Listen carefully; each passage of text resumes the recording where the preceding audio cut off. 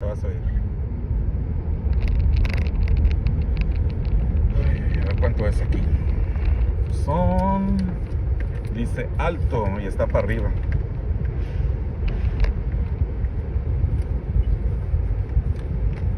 ¿Qué tal? Gracias. Ahora sí ya, cariño. Si se corta mi vida es pues por eso, mi vida. Pero ya cuando ya pase la Lauro Villar, yo creo que más para allá ya va a agarrar mi otra línea, mi vida. Bueno. Ok. Ahorita estoy apenitas pasando el puente, mi vida. Y Okay. mi vida. Las cocas mexicanas, las que tengo ahí, si quiere Alex tomarse de esas, que se tome unas. O tú, mi vida. Sí, pues luego estamos al refri. Ajá, o si no para la Navidad o algo así. Pero si son de dieta, pues tan siquiera. Hay como 3 o 4 de dieta, mi vida. Esas tan siquiera guárdamelas a mí. O guárdenmela ahí como sea.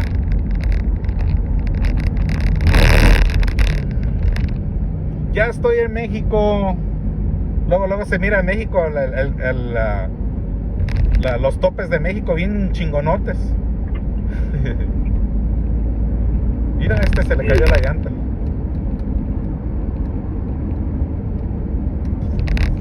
Hijo de su, de regreso, mi vida, está bien grande la fila. Está todo desde... Sí, está hasta ahorita todavía la fila. Del otro lado del río. Y por mañana cuando ya venga de regreso, tienes que venir como 2:30, 1, no sé. Quiero venirme más temprano, mi vida.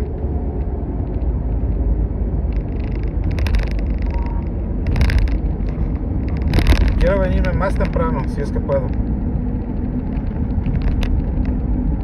Ya ahorita ya me lo voy a pasar aquí para donde la inspección, mi vida. A ver si me toca verde o roja.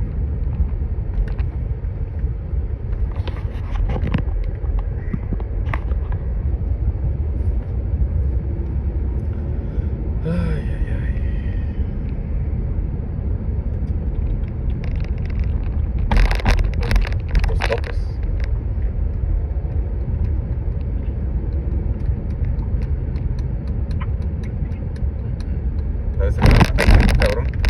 Parece que nomás está una abierta.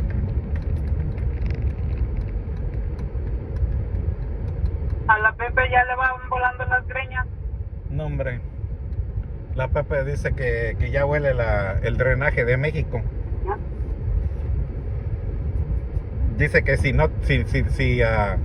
tú piensas que sus pedos apestan, que los de México. Mejor ya que haga. ¿Ya que qué? Ya no me oye. Ya te oí, mi vida. ¿Qué dijiste? ¿Qué dijiste, mi vida? Ya no sé. Ya, yo te oigo, mi vida. Cariño. I really look forward to getting some callers in this next hour. This is going to be, I want audience participation in this when we talk about gift giving and the stresses of gift giving. And I specifically, I want to spend time talking about the whole idea of gift giving to when you're in the midst of illness, when you or someone you love is in the midst of a serious medical problem, because I think that there's a lot to be learned and thought about in this area. So please give us a call at 1-877-698-3627 or email us at docs@SiriusXM.com. And I'm really excited to be joined by Cynthia Vestaman, who immediately has I've gotten gifted a couple of her products, and I'm so excited. I usually give these to my kids, but I'm not going to. I'm keeping these for myself. Cynthia is the founder of Violets Are Blue, and she is a breast cancer survivor. And I have so many questions for you. And first of all, I'm so glad that you're in the studio with me, because ever since COVID, I've had not that many in studio radio people, and it's so nice to have someone with me. So welcome to the show. Thank you. It's nice to be here. This is a very warm and inviting space. It is, and it's so funny because I retired, as I said, about 7 months ago, and we were in the lobby. We were broadcasting live from the lobby of NYU Langone Health, and I have watched half my life going by. Like so many of the people that I've worked with, I saw a couple of my patients and their families going by waving. One of my favorite pediatric neurosurgeons is waving. It's a little bit of a fishbowl. People will come up and will wave. One time I almost had some guy come in and just like on the spot, but he was afraid to come in. And we're just trying to keep it warm and wonderful.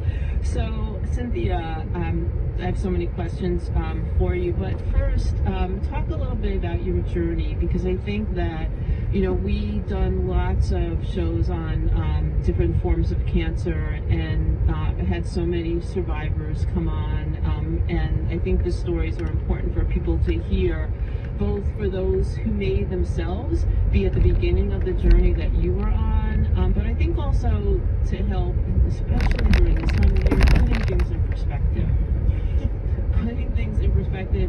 And I was a pediatric oncology nurse for 10 years, and so it's so interesting. It's a question that I would get asked by I worked at Sloan Kettering, and I would get asked that question by nurses who took care of adult patients, telling me that they couldn't do it, and I would say the same thing to them, because the very first patient I had when I started, I was 22 years old, coming right out of my bachelor's program, and my patient was 21, and I had a very difficult time caring for her, for some obvious reasons, very close, and so, and that's why one of the reasons that I always knew I wanted to be in pediatrics, but that's one of the reasons for me that working with adults I thought would be more challenging.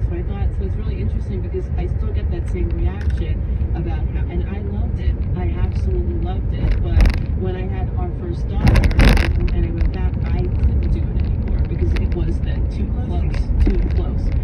So, but what's interesting, I think, is, and I've worked with a lot of nurse practitioners who care for women who are around their age, and that is certainly can be very challenging. Love to know your story, your journey. Well, I'll just start by saying that nurses are angels on earth. If I meet a nurse out and about and someone says, "Oh, I'm a nurse," I burst into tears, because when you go through cancer, you see the doctor for 5 minutes, but the nurse is the one there holding your hand and telling you you're going to be okay, and talking with all the issues and your fears and sitting with you. Yeah, that's why it's so interesting, because Cariño. Ya no te escuché hace rato y mejor te colgué. Sí, yo te oía, mi vida. Apenas estaba en el puente, pero ya ahorita estoy aquí en la Laro Villar, a un lado de Soriana. Estoy esperando que la luz se cambie. Estoy aquí donde dice Hospital San algo. Sí. ¿Qué dice? Hospital San Charbel. Está aquí la farmacia Guadalajara, Los Tomates, un lugar que se llama Los Tomates. Le llamé a Cris y Madeline ya estaba ahí esperándote en la casa. Ok, mira, aquí luego ahí donde dice farmacias Guadalajara, dice dentista, ortodoncia especializada, doctora Lodo, quién sabe qué, Salinas. Y del otro lado está la Soriana, dice México, lo damos todo.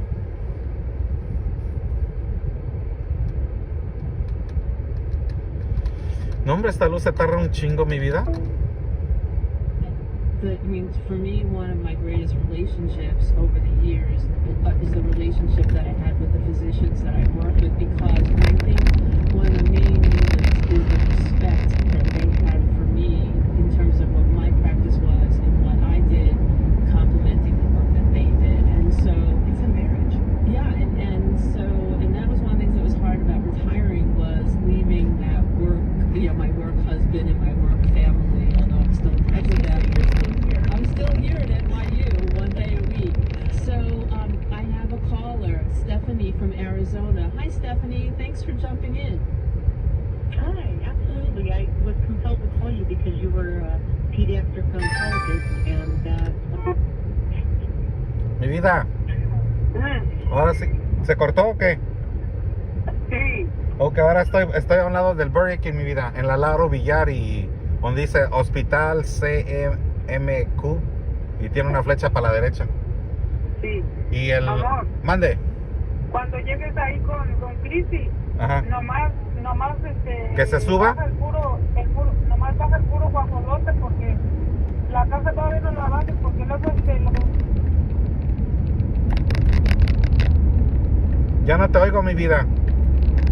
que cuando llegues ahí con Cristi, Que nomás baje el guajolote. puro pavo, que no bajes la casa porque luego los niños van a empezar a tocar todo antes de que llegues. Ah, sí, sí, sí.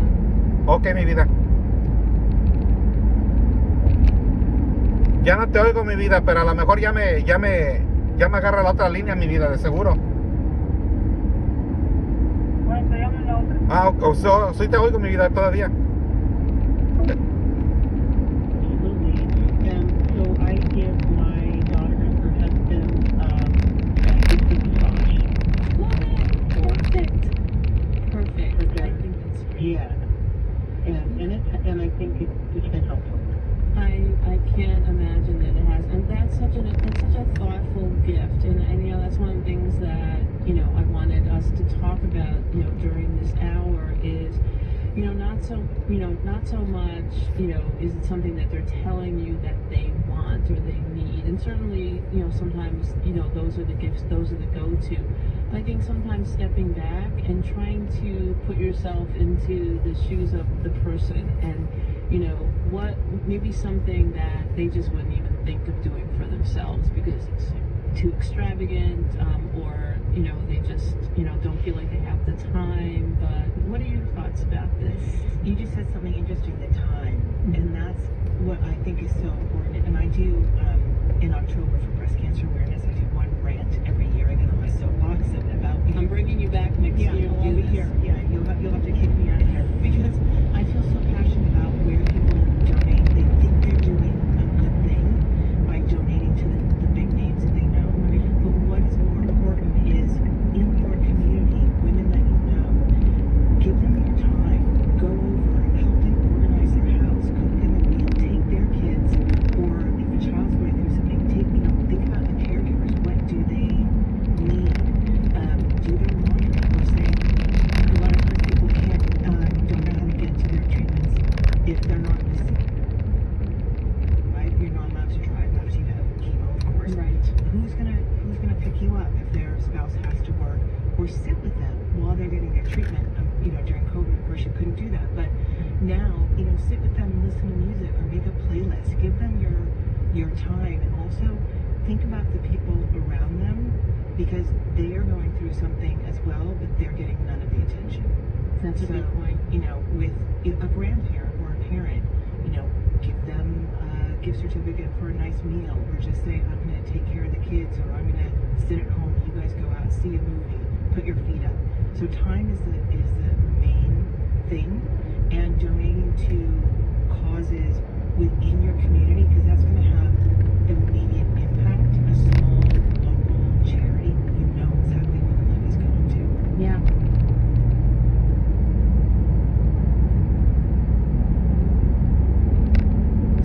Take a little time and think about what things you can do, and I think one of the things too is setting a budget for yourself monetarily, and then set a time budget. And I feel like now, being retired, I have so much more time about giving as a gift. So for example, there's a nurse practitioner that I was friends with. Instead of giving her a baby an act, I gave her like a gift for this. In the beginning, especially, and definitely during COVID, people are afraid of who's coming to take care of their child, and so to have someone that's a friend or family member to come for a couple of hours, and sometimes you don't even they don't even go out. You don't need to go out. Like, I want to go take a nap. Yeah. Just small things. So Stephanie, that is so wonderful. I'm so glad that you called in. I wanted to talk about this issue with how to help people during either their illness or their children, and thinking about them, you know, as a unit. Just wonderful. So thank you for that, and best of luck with your.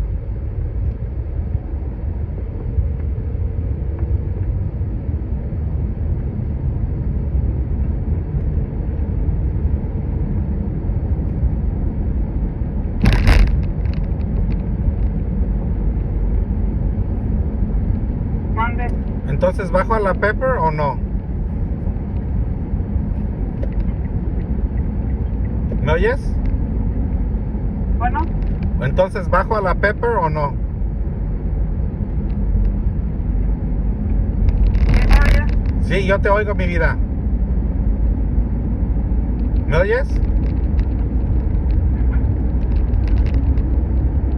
Cariño.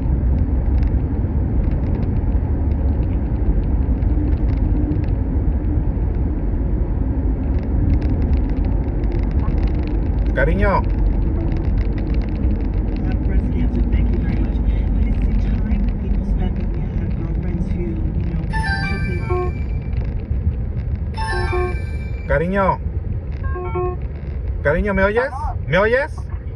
Sí, ya te oigo, pero no estoy ahorita. Ok, yo te estaba diciendo, ¿bajo a la Pepper entonces o no?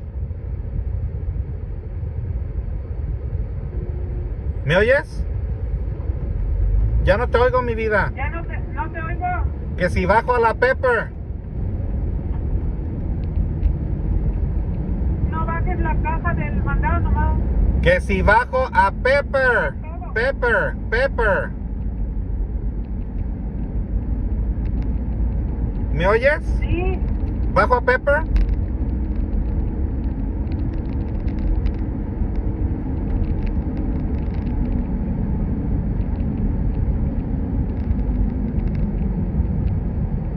amor. Mande. Mande. Mande. Que mejor no dejes a la Pepe en el otro número que tienes, ¿cuál es? Porque no me lo... Ok, déjame hablar entonces en el otro número, ok.